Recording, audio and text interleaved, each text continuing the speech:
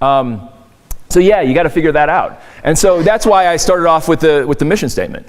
You know, and you know, I would that's one of those things I would really argue for. You know, if I were starting again with a program somewhere else and building, that would be what I would start with, is what are we here for? You know, and then everything else needs to be able to support that. What are we here for is the basic question. So this is the group. Now, it's not the group. I mean, hell, there's people, I mean, I have to add more people now. I have to, you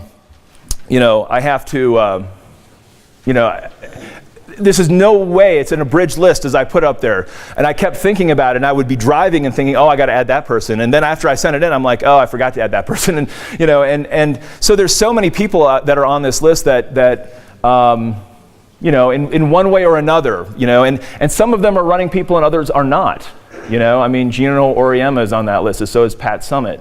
You know, and you know, Henry David Thoreau is on there, and you know, and so there are people that, and there's people on here that you've heard of, and people on here that you haven't heard of. I mean, Randy Ames is my junior high coach, so. You know, and so this is just a big mishmash of lists, and it's not in any particular order. It's just there's some of them are rival coaches that I know really well. You know, some of them are thinkers, some of them are authors on educational philosophy. Some of them, I mean, it's just, but the point being, and again, I'm not, you know, you can read it if you're really interested in knowing all of that. But again, like I said, it's a bridge. So if you feel like you've influenced me, and I didn't put you on there, totally sorry. So yeah, sorry. But nevertheless, so yeah, I mean, you know, when you build your own philosophy, it's like building this like brick wall here, right? I mean, and you just know this instinctively, you know? This is why you're here, I'm sure, right? You talk to people, you read books and articles, and that's what, you know, a lot of our speakers have already given us. Go to clinics, listen to your kids, assume there's a possibility you're wrong. You know, assume there's a better way to do it. Assume there are more than one really good way to do things. You know, these are all really powerful ideas, I think. You know, and you look for inspiration anywhere. You know, I mean, I've been at Disney World with my kids and looked at a quote they had on like one of their construction things. I'm like, oh, that's really smart.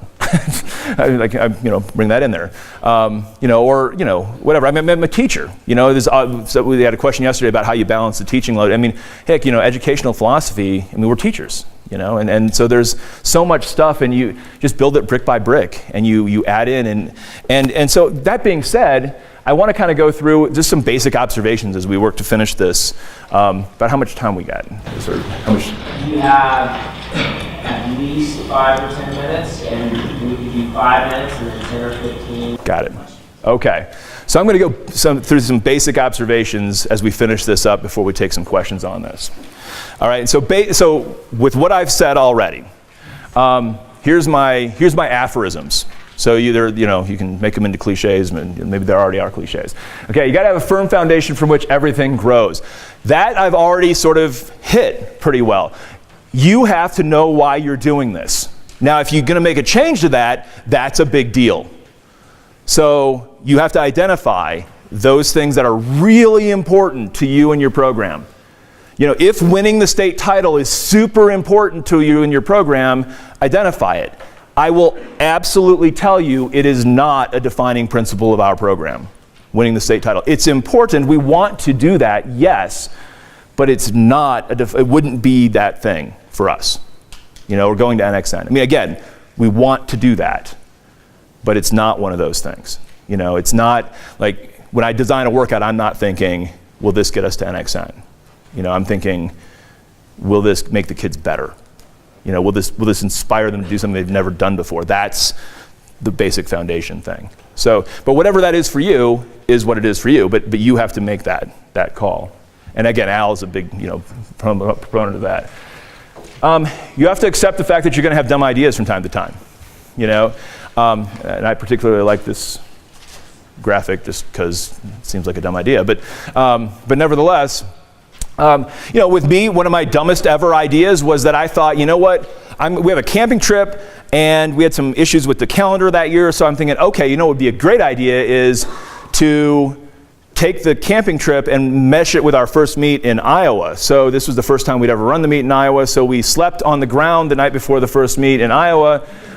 It was an hour and a half, almost 2 hours to the course. We got there just in time to warm up. Hadn't seen the course ever before. Oh, and by the way, the night before, I had to scout a place to go from our campsite to the bus. So I thought, oh, there's a trail right there. I walked halfway down the trail. Thought, okay, it goes all the way through. The girls at 5 in the morning trudged through there. I was the last one through, realized right at the last second that the trail was grown over with poison ivy. So our entire team had walked through, again, exposed themselves to poison ivy from the knees down on the way to the meet, which we got to right before the meet. It was a particularly hilly course. They saw it the first time during the race. It was not my best idea. Okay, on a number of levels. I mean, poison ivy, 5 in the morning, sleeping on the ground, not seeing the course, dumb idea, you know. So you've got to accept the fact that that's part of the cost of doing business. You're going to have good ideas that you implement poorly. This is a plane that I hope I will not have to take back to Chicago tomorrow. This was 18